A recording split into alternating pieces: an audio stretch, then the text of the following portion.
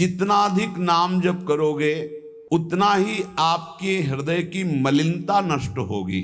अभी जो भी नाम आपके जीवन में सबसे पवित्र है उसे एक बार मन में बोलिए, बस एक बार। क्या हुआ, आधा सेकंड के लिए बस सब थॉट रुक गए। ये स्पिरिचुअल मैजिक नहीं था, आपके ब्रेन का एक डॉक्यूमेंटेड मैकेनिज्म है। लेकिन अगर यह मैकेनिज्म इतना पावरफुल है तो करोड़ों लोग घंटों माला फेर कर भी अपनी एंग्जाइटी को क्यों नहीं हटा पाते? उनका मन क्यों नहीं बदलता? जिंदगी में कोई रियल शिफ्ट क्यों नहीं आती है? इसका जवाब न धर्म में है न किसी गुरु के पास, इसका जवाब है न्यूरोसाइंस में।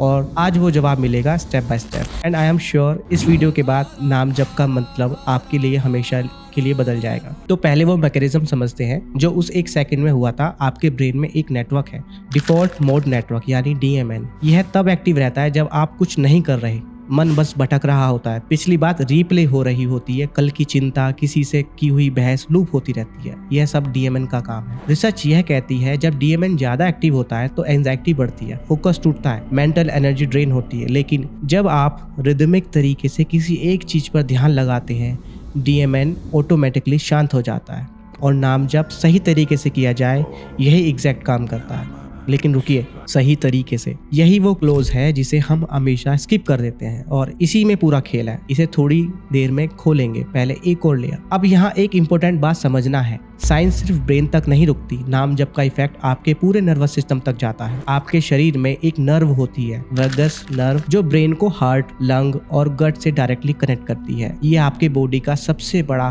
काम डाउन स्विच है। जब आप रिदमिकली जपते हैं एक लय में, कंट्रोल्ड ब्रीथिंग के साथ, तो वैगस नर्व स्टिमुलेट होती है, पैरासिम्पैथेटिक नर्वस सिस्टम एक्टिवेट होती है, हार्ट रेट स्लो होता है, कार्टिसोल यानी स्ट्रेस हार्मोन गिरता है और बॉडी लिटरली रिपेयर मोड में चली जाती है। यह कोई बिलीव नहीं, इंटरनेशनल जर्नल ऑफ योगा में पब्लिश रिसर्च है, यह कंफर्म करती है। तब सोचिए, जो लोग सालों से माला फेर रहे हैं और कहते हैं कुछ नहीं होता, उनके साथ क्या हो रहा है? माला फेर रहे हैं, मन कहीं और है, होठ हिला रहे हैं, अटेंशन नहीं है। वेगस नर्वस सिस्टम को रिदमिक अटेंशन चाहिए, माइंडलेस रिपीटेशन नहीं। यह एग्जैक्टली वैसा है जैसे जिम में मशीन पर बैठकर फोन स्क्रॉल करते हुए एक्सरसाइज करना। बॉडी कहाँ है लेकिन असली काम हो नहीं रहा। अब एक चीज जो आपने शायद कभी इस एंगल से नहीं सुनी, साइमेटिक्स।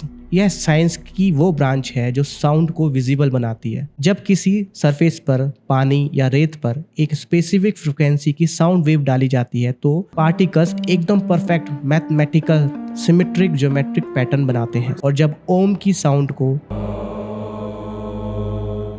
सिमस्कोप में विजुलाइज किया गया तो उसने वही ज्योमेट्रिक शेप बनाई जो एंशियंट टेम्पल और मंडलों में दिखती है। कोइंसिडेंस? शायद नहीं, क्योंकि हमारा शरीर लगभग 70% वाटर है। यानी जब किसी स्पेसिफिक साउंड को किसी स्पेसिफिक फ्रिक्वेंसी से रिपीट करते हैं तो आप लिटरली अपने बॉडी के भीतर के वाटर मॉलिक्यूल्स की स्ट्रक्चर को इन्फ्लुएंस कर रहे होते हो। ये फिजिकली ग्राउंडेड आइडिया है। अब यहाँ एक और इम्पोर्टेंट बात समझनी है और वह यह पॉइंट है जिसे मिस किया तो पूरी पिक्चर अधूरी रहेगी। उस नंबर का रहस्य है जो हर माला में होता है, 108। यह रैंडमली नहीं चुना गया।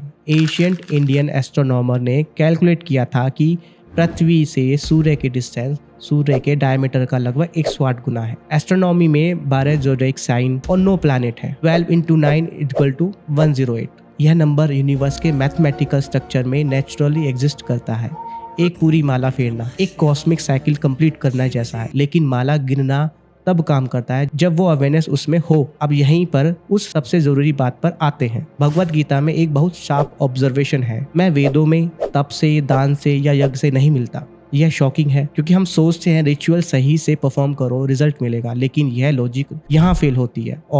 और इसका रीजन बिल्कुल लॉजिकल है। असल सवाल यह है, जब आप नाम जप करते हैं तो कौन कर रहा है? होठ, जीभ या वो जो इनको ऑब्जर्व कर रहा है? वो अवेयरनेस, वो चेतना जो इस पूरे एक्सपीरियंस को देख रही है। ज्यादातर लोग बॉडी से जप करते हैं, लेकिन बॉडी एक इंस्ट्रूमेंट है। जैसे गिटार बजाने से म्यूजिक नहीं बनता, म्यूजिशियन की इंटेंशन से बनता है। बॉडी से किया गया मैकेनिकल जप गिटार को बिना म्यूजिशियन के बजाना है, और यही एक शिफ्ट है जो सब कुछ बदल देती है। आप सिर्फ एक बॉडी नहीं हो जो सोचती है, आप एक कॉन्शियस पॉइंट हो, एक अवेयरनेस है जो एक बॉडी के थ्रू एक्सपीरियंस कर रही है। जब आप थके हुए होते हैं, फ्रस्ट्रेटेड होते हैं, मेंटली ड्रेन्ड होते हैं, वो थकान बॉडी की नहीं होती, तो उस कॉन्शियसनेस की होती है जो लगातार बाहर की चीजों में उलझी रहती है बिना किसी इनर एंकर के। एक फोन की बैटरी जैसे बैकग्राउंड में 50 एप्स रन करते करते ड्रेन होती जाती है। और नाम जप, असली नाम जप वो रिचार्ज है, लेकिन चार्जर तब काम करता है जब कनेक्शन सही हो, बस वायर प्लग में हो, करंट न हो, चार्जिंग नहीं होती। उसी तरह होठों से शब्द निकाल रहे हो लेकिन वो कॉन्शियस अटेंशन, वो इनर स्टिलनेस न हो, तो वह जप सिर्फ एक साउंड है, एक्सपीरियंस नहीं। तो असली मेथड क्या है? अजपा जाप। यह वो स्टेट है जहाँ जप होता तो है लेकिन एफर्ट नहीं है। जैसे जब आप किसी से डीपली लव करते हो तो उन्हें याद करने के लिए एफर्ट नहीं लगता, तो नेचुरली आते हैं।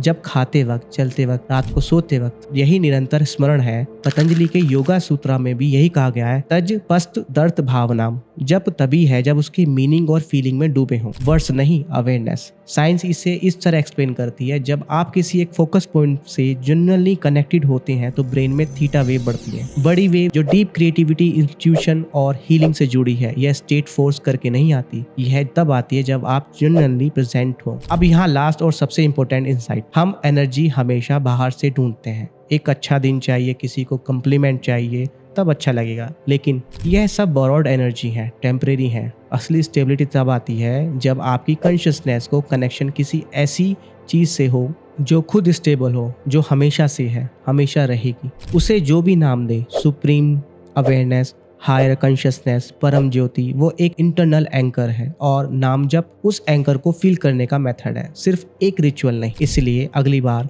जब जप करें, एक काम करें, पहले 1 सेकंड रुके, महसूस करें आप उस शब्द को कह रहे हैं या सुन रहे हैं। जो सुन रहा है वह कौन है, उस ऑब्जर्वर को पकड़ें। बस यही एक शिफ्ट मैकेनिकल रिपीटेशन को रियल एक्सपीरियंस में बदल देती है। डीएमएन शांत होगा, वेगस नर्वस एक्टिवेट होगी और रियल सेंस ऑफ स्टिलनेस आएगी, जो किसी भी बाहरी कंडीशन पर डिपेंडेंट नहीं है। नाम जब फेल नहीं होता, हम फेल होते हैं उसे सिर्फ एक टू डू लिस्ट आइटम की तरह ट्रीट करके। जिस दिन यह एक कॉन्शियस एक्ट बन जाए, उस दिन से हर जप लिटरली आपके ब्रेन, बॉडी और इनर स्टेट को रीशेप करना शुरू कर देगा। साइंस यही कहती है, और जो लोग इसे एक्सपीरियंस करने गए वो भी यही कहते हैं कि रियलिटी डिकोडर पर आज इतना ही। एक काम करिए, आप कमेंट में लिखिए वो एक शब्द या नाम जिसे आप जपते हैं, सिर्फ एक शब्द। देखना चाहता हूँ कि आप लोग ऑब्जर्वर बनकर जपते हैं या कितने सिर्फ शब्द दोहराते हैं। अगर यह पर्सपेक्टिव आपके लिए थी तो किसी एक इंसान के साथ शेयर करें। एक वीडियो जो किसी एक की जिंदगी में शिफ्ट लाए, वो 1000 व्यू से ज़्यादा वैल्यूबल है। Thank you.